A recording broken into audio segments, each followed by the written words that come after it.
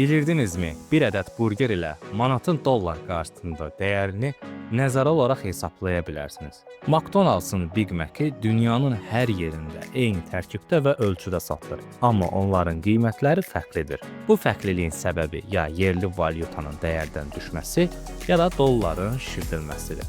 Gəlin görək Azərbaycanda vəziyyət nədir? Azərbaycanda Big Mac-in qiyməti 3,62 dollar, ABŞ-da isə 5,69 dollardır.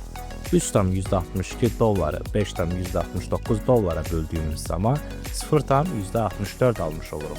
Yəni, nəzər olaraq 1 manat 0,64 dollara bərabər olmalıdır. Lakin real bazarda 1 manat 0,59 dollardır.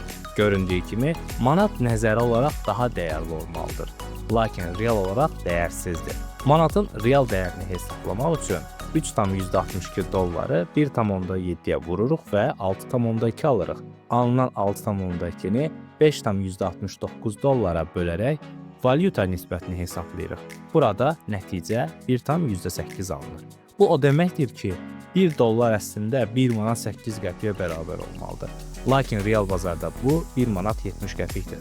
Nəzər almaq lazımdır ki, Big Mac indeksi rəsmi iqtisadi üsul deyil, vəziyyəti daha rahat izah etmək üçün nəzərdə tutulub. Bir valyutanın dəyərini müəyyən edən onlarla təbii və süni amillər var.